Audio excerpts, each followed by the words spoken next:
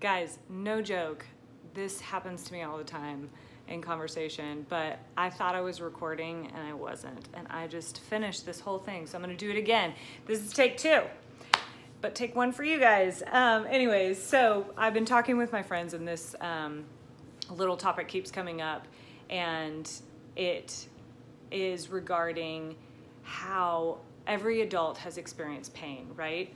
And we've all had our hearts broken or experienced some sort of trauma, and what the human instinct is to do is to protect ourselves from ever feeling that pain again or experiencing that certain situation again. And so what we naturally do, if we're not being conscious of it, is we build walls and we set up barriers to protect ourselves from that ever happening, and we kind of avoid the whole situation again, or come up with like, I'm never going to do this or not. And what ends up happening is we lived very closed lives and closed-hearted, and nobody's able to actually come in, and we're not able to show ourselves to the world, and that creates a very isolated lifestyle, and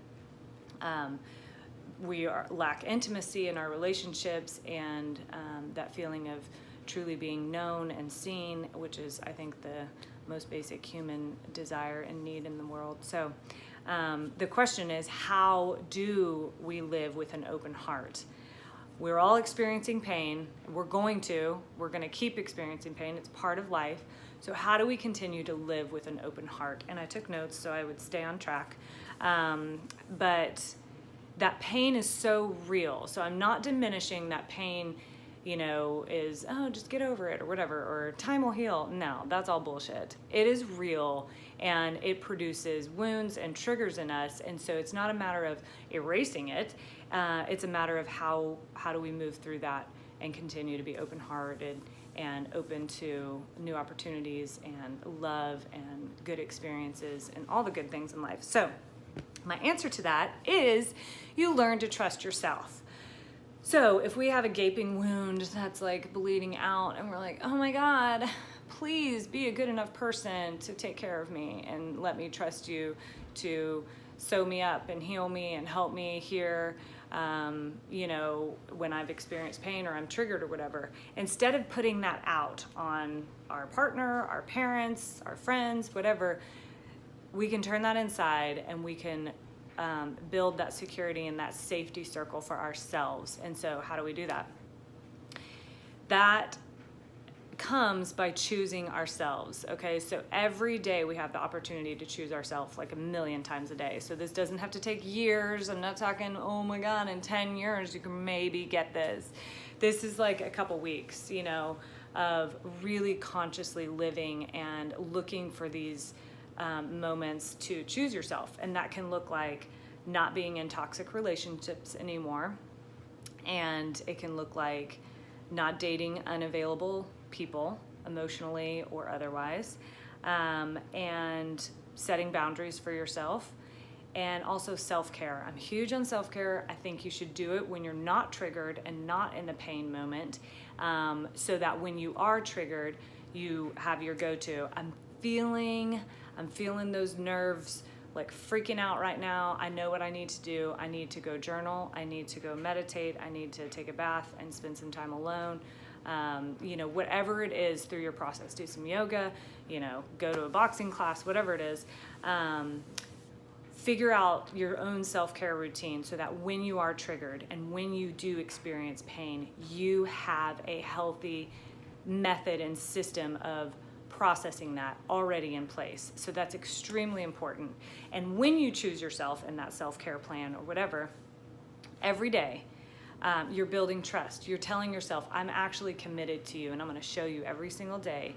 I'm going to create a place of security for you. And it's out of that security and out of that little hub and that circle that you create within yourself that you can live with an open heart. And that's when you can experience, new relationships or do the things that you were previously closing off and walling out and saying, no, I can't do this, no, I can't, whatever.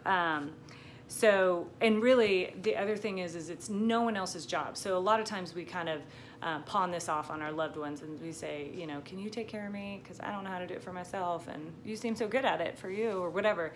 And the truth is, we can go our entire lives feeling broken or unfixed or not okay, and a lot of times that is because we have passed that responsibility of safety and security off to someone else, and it's just never going to be anyone else's job. It'll never work. I don't care who it is, unless it's a child parent, obviously the parent.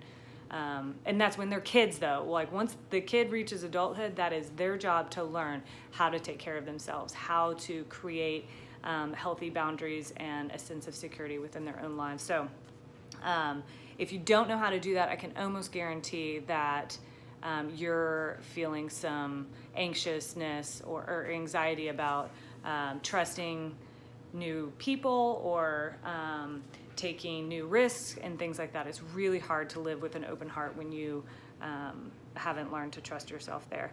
And so after that, once we build this system and this pattern of self-care and security for ourselves, we figure out that because we're always going to experience pain in life, right?